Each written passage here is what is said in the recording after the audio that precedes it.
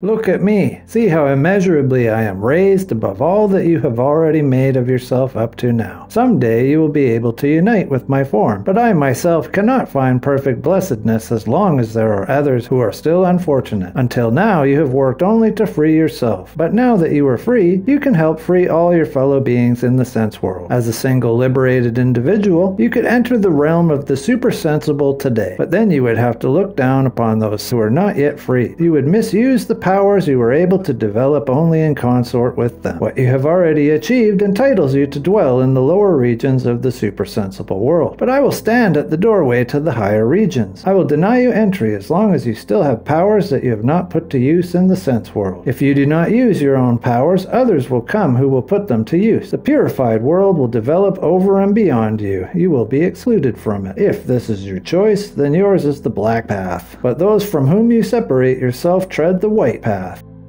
Chapter 11. Life and Death, the Great Guardian of the Threshold. The previous chapter showed that the significance of the encounter with the so-called lesser guardian of the threshold lies in the fact that in this meeting we perceive a supersensible being that we ourselves have, to some extent, created. For the body of this being is made up of the results, previously invisible to us, of our own actions, feelings, and thoughts. Unbeknownst to us, these invisible powers become the causes of our destiny and personality. And from this moment on, we realize how we ourselves laid the foundations of our present life in the past. In this way, our own being begins to become transparent to us. For example, certain tendencies and habits dwell within us. Now we realize why we have these. We have met with certain strokes of fate. Now we recognize where these come from. We understand why we love some things and hate others, why some things make us happy and others cause us unhappiness. That is, we come to understand our visible life on the basis of its invisible causes. Even the essential facts of life, such as illness and health, birth and death, are unveiled before our sight. We realize that we wove the causes that led us to return to life before we were born. We come to know, too, the being within us that is created but unfinished in this visible world, the being that can be finished and perfected only in this same visible perceptible world. For the opportunity to work on the completion of this being does not exist in any world other than this. Thus we recognize that death cannot permanently separate us from this world. Inwardly we realize, quote, "Once I entered this world for the first time because I am a being who needs life in this world in order to acquire qualities that I cannot acquire in any other world. And I must remain connected to this world until I have developed everything within me that can be found there. One day, because I have acquired all the faculties I need, in this sense-perceptible visible world, I shall become a useful co-worker in another world." End quote. In other words, one of the most important experiences we gain from initiation is that we learn to know and to treasure the true value of the visible, sense-perceptible world better than we could before our esoteric training. Indeed, only through insight into the supersensible worlds do we realize the value of the sense-perceptible world. A person who has not experienced this insight and thus perhaps believes that the supersensible regions are of infinite, incomparable worth, may underestimate the sense-perceptible world. But those who have had insight into the supersensible know that without their experiences in the visible world, they would be quite powerless in the invisible worlds. To live in the invisible worlds, we must have the tools and faculties appropriate to them.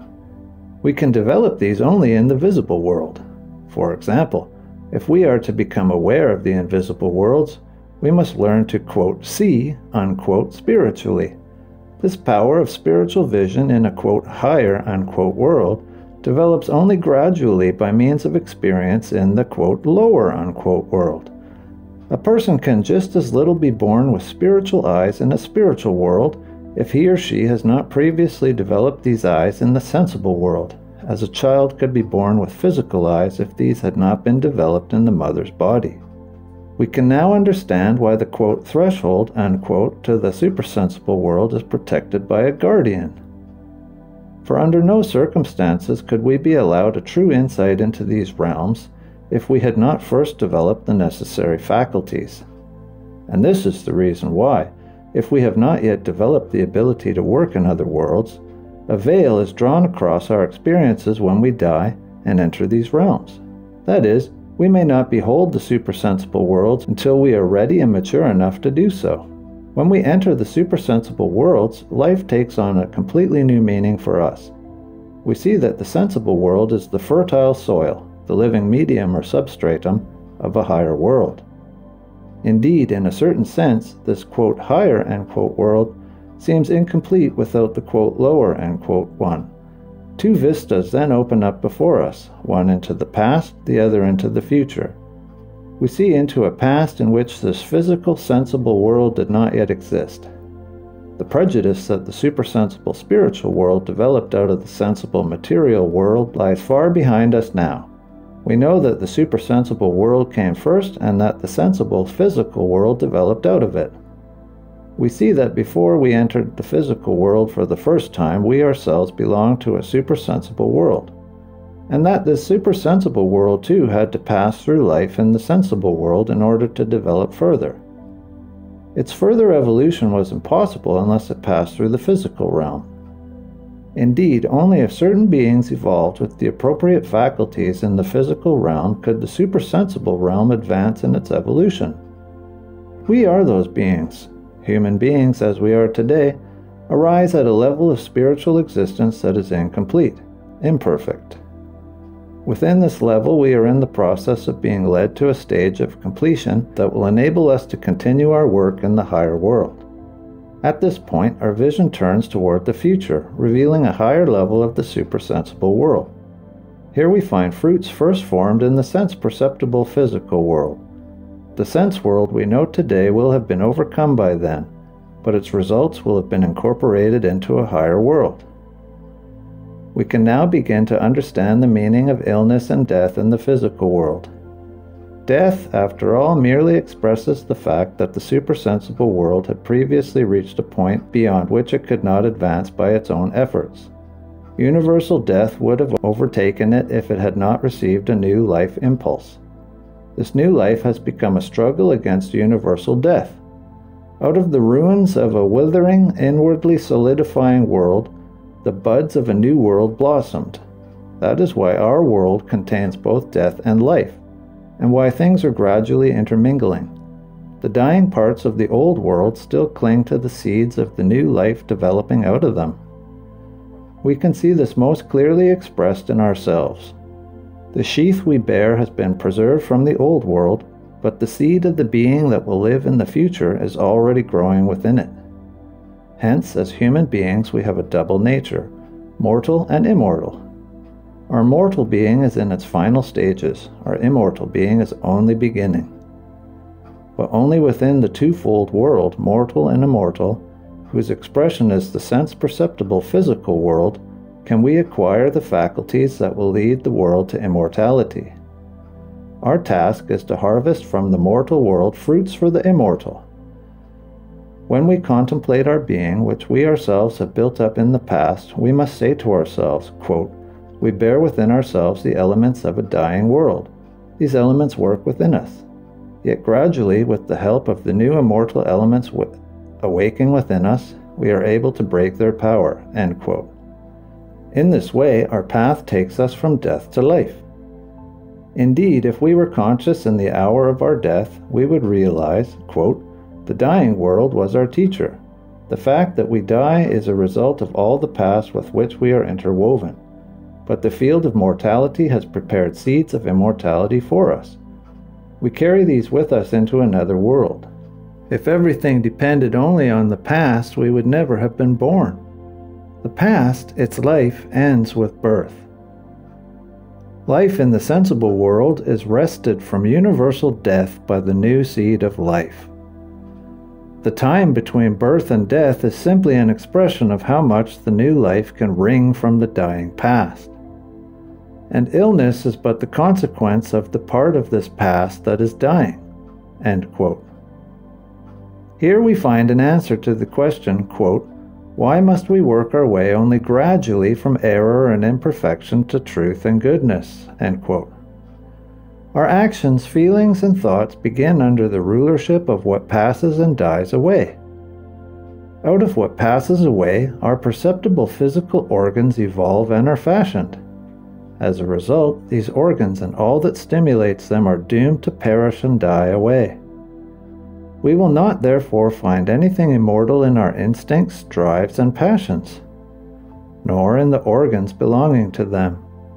We will find immortality only in what appears as their product, in the work done by these organs.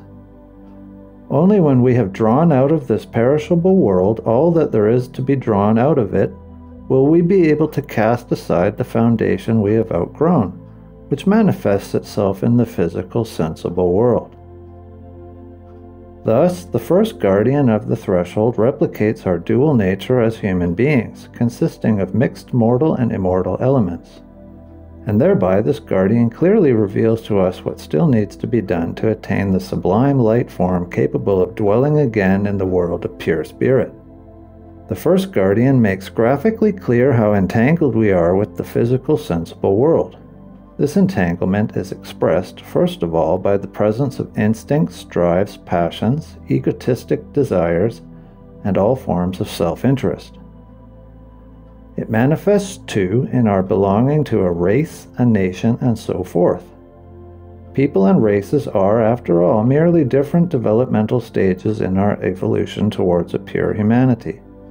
The more perfectly that individual members of a race or people express the pure ideal human type, the more they have worked their way through from the physical and mortal to the supersensible and immortal realm, the quote, higher, end quote, this race or nation is. Human evolution, through repeated incarnations in ever, quote, higher, end quote, nations and races, is thus a process of liberation. In the end, we must all appear in harmonious perfection. We perfect ourselves likewise as we pass through ever purer moral and religious convictions. For every stage of moral development still harbors some yearning for what is perishable, as well as idealistic seeds of the future. What the lesser guardian of the threshold shows us are only the results of time that has passed. The seeds of the future are present only to the extent that they have been woven into the guardian in the past. But human beings are called upon to bring with them into the future supersensible world all that they can gain from the material world. Were we to bring with us only what was woven into our image from the past, we would accomplish only a part of our earthly task. That is why, after a certain period of time, the lesser guardian of the threshold is joined by a greater guardian. What takes place in the form of this meeting with the second greater guardian will once again be described in narrative form.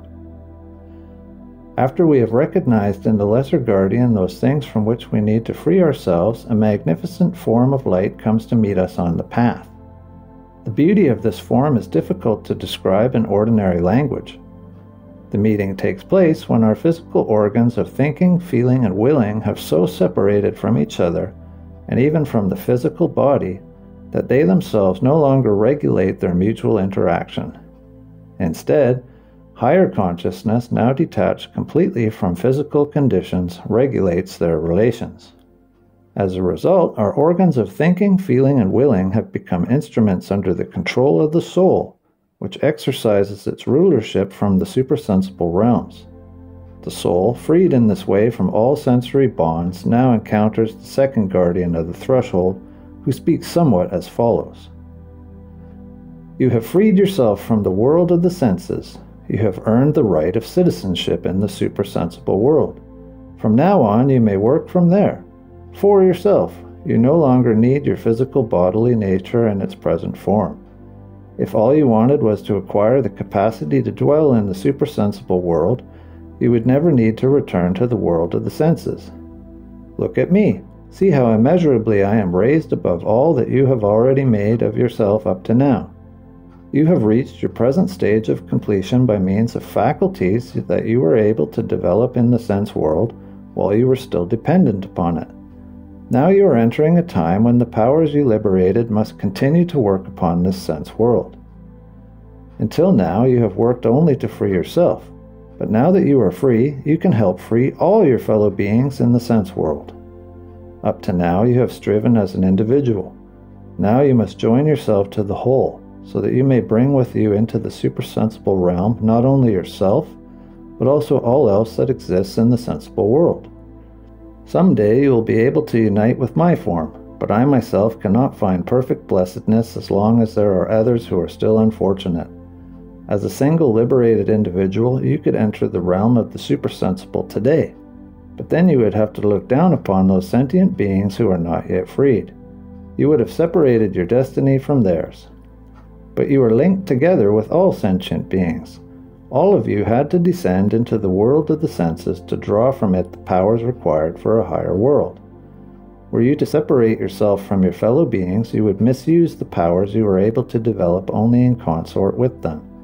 If they had not descended into the sense world, you would not have been able to descend either. Without them, you would lack the powers you need for supersensible existence. You must share with the others the powers that you achieved with them. Therefore, I refuse to admit you to the highest regions of the supersensible world until you have used all your powers for the deliverance of your fellow world and fellow beings. What you have already achieved entitles you to dwell in the lower regions of the supersensible world, but I will stand at the doorway to the higher regions, quote, like the cherubim with the flaming sword before the gates of paradise, end quote. I will deny you entry as long as you still have powers that you have not put to use in the sense world. If you do not use your own powers, others will come who will put them to use. Then a high supersensible world will incorporate all the fruit of the sensible realm, but the ground you stand on will be pulled out from under your feet. The purified world will develop over and beyond you. You will be excluded from it. If this is your choice, then yours is the black path. But those from whom you separate yourself tread the white path. In this way, the great guardian of the threshold announces his presence soon after the meeting with the first guardian. Initiates now know precisely what awaits those who yield to the temptations of a premature stay in the supersensible realms. The second guardian of the threshold emits an indescribable radiance. Union with this guardian is a distant goal for the beholding soul. Yet the certainty is also present that such a union is possible only after all the powers that have flowed into us from this world have been expended in the service of liberating and redeeming it. Should we therefore decide to meet the demands of this higher being of light, we will be able to contribute to the liberating of the human race. We will then offer up our gifts and talents on the sacrificial altar of humanity. But if we prefer our own premature ascent into the supersensible world, then the stream of humanity will pass over and beyond us. Once we have liberated ourselves, we can no longer win any new powers for ourselves from the world of the senses. If, therefore, we still place our work at the disposal of the sense world, we do so knowing that we are thereby renouncing any gain for ourselves from the place of our future effort. But even when the choices are presented so clearly, it cannot be said that taking the white path is a matter of course. What we choose, after all, depends on whether we have sufficiently purified ourselves of all traces of selfishness, so that at the time of making the decision, the allure of personal salvation and blessedness no longer tempts us. The temptation of personal salvation on the quote, black unquote, path is the greatest we can conceive of. The white path, on the other hand, does not seem tempting at all. It does not appeal to our egotism. What we receive in the higher regions of the supersensible realms, when we take the white path, is not something for ourselves, but only something that flows from us, namely, love for the world and our fellow beings around us. But on the black path, nothing that our egotism desires is denied us. On the contrary, the fruit of this path is precisely the complete satisfaction of egotism. Thus, those seeking salvation only for themselves will almost certainly choose the black path. In their case, indeed, it is appropriate. Clearly, therefore, we must not expect occultists on the white path to provide any instructions for the development of our egotistic I. They have no interest whatsoever in the bliss and salvation of the individual. As far as a white occultist is concerned, each one of us must attain such salvation for ourselves. It is not their task to accelerate this process. What matters to them is the evolution and liberation of all beings, human beings and their fellow beings. Therefore, their task is only to indicate how we can train our powers for collaboration in this work. Thus, they place selfless dedication and the willingness to sacrifice above all other virtues. Nevertheless, they reject no one outright, for even the most egotistic can purify themselves. All the same, those seeking only for themselves, as long as they do so, will get nothing from such occultists. Even though true occultists will never refuse to help a seeker, such seekers may well deprive themselves of the fruit of their helping guidance. Therefore, if we truly follow the instructions of a good esoteric teacher, we will understand the demand that the second guardian makes after we have crossed the threshold. Indeed, if we fail to follow such a teacher's instructions, we cannot expect ever to reach the threshold at all. The instructions of true esoteric teachers lead to the good, or they lead to nothing. To guide us to egotistic salvation and mere existence in the supersensible world is not their task. On the contrary, their task from the start is to keep us at a distance from the supra-earthly world until we can enter it with a will dedicated to full and selfless collaboration.